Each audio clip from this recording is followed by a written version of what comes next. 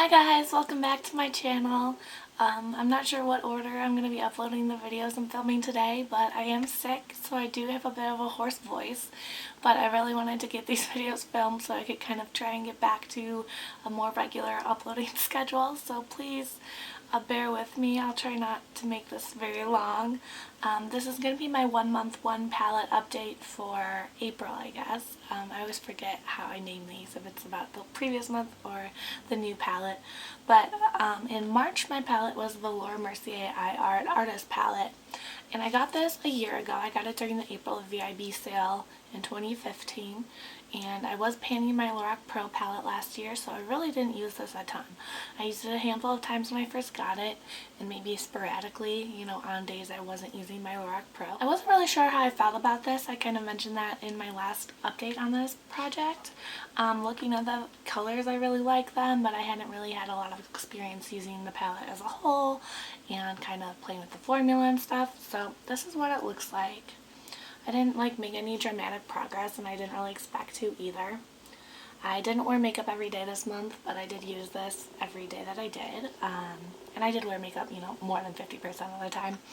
But I really used every color in this palette, and I am just in love with this palette. This palette is so good, and I'm so glad that I'm doing this project because, in my last update I was like, I don't even know if this is something I want to keep in my collection. I don't really know, but that's when I'm going to check it out for a month. And I just found that I really love this, and this is actually one of my favorite palettes that I own, I think. I think it's just really versatile. You can do almost anything with it, and I really like that you can kind of go neutral or you can go with a more colorful look. At least, it is just purples as an option, but that's fine with me. I rarely ever wear colorful eyeshadow, but reaching for this palette, I was wearing purples a lot more than I normally would. So I'm just going to kind of go over the shades and how I use them. I kind of would stick to either this row or that row. I didn't do a lot of mixing, but I did a little. So my favorite look to do using the purple row, I actually have it on my eyes right now. I always use Vanilla Nuts as my brow bone highlight, but I would use Plum Smoke with a little bit of Violet Ink on the outer part of my crease, but Plum Smoke in most of my crease. And then Cur Royale, oops, oh no, I stabbed something. Okay, it looks to be okay. I don't know if it was Fresco. Oh no, okay, well, sorry about that. And then I would use, so this would be in the crease with this in the outer part of the crease. I would use this on the outer part of my eyelid, and then this on the inner 2/3, and then Sparkling Dew as an inner corner highlight. That was one look I did a lot. And then another look I did would be Vanilla Nuts all over, Fresco in the crease with a little bit of truffle and espresso bean kind of mixed on the outer part of the crease and even the outer part of the lid. And then going over the lid with one of these lighter shades. There's Primrose, which is more of a pink, Guava, which is more of a peach, and Sparkling Dew, which is more of a champagne. So that was just kind of a light, shimmery lit look. And then I would also, instead of putting one of those on the lid, put Bamboo on the lid, which was a bit of a darker, but not quite a smoky look, but that's kind of what that shade is right there. So I really did use every shade in this palette, and I'm so glad that I did because I really discovered that I love this palette, and I'm going to keep it around, and I'm not going to be decluttering it anytime soon. It's actually a palette I want to keep and maybe even try to use up someday. Alright, I was a bit surprised when I went to pick out a new palette. I really limited myself when I was packing, and there was really only one option left, and I'm definitely not disappointed at all. My April palette is going to be my Urban Decay Gwen Stefani palette. As you guys know, I really love this palette, but I haven't used it a ton either. I got it, it came out I think in late November, and I got it in December.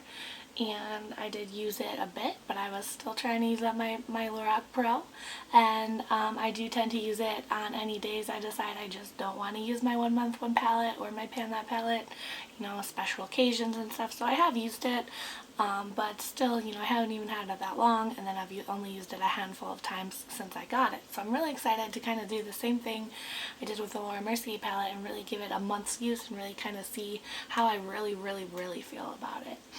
Because right now I do love it, but there's some bias there, and so we'll see after using it for a month how I really feel.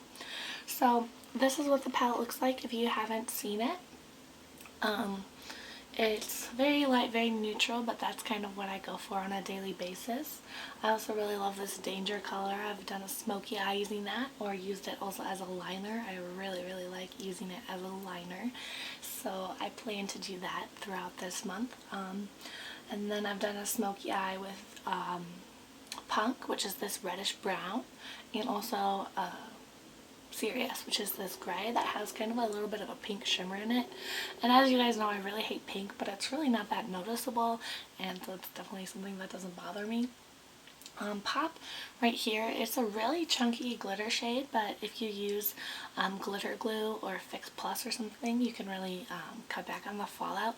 I wore that one day when I went to a concert a couple months ago, and I really liked that. It was real gorgeous on the lid, even though it was a little bit messy. Yeah, so there's a lot of these that I use as crease shades.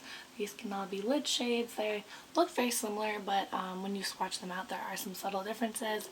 So yeah, it's definitely not for everyone, but I do really like this.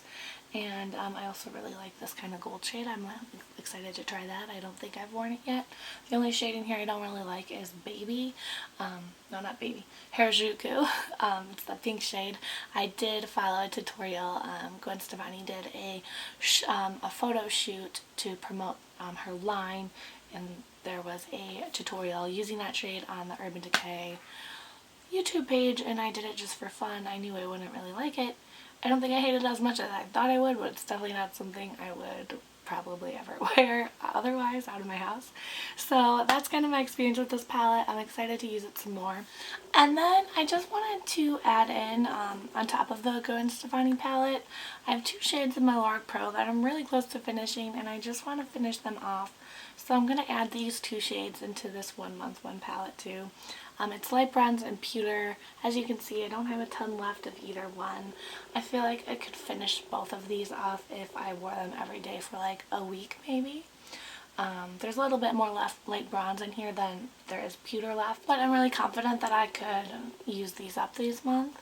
And even if I don't and I end up using the Gwen Stefani palette more than this, I would love to just make another little dent in here and work further towards my goal of finishing this palette off completely.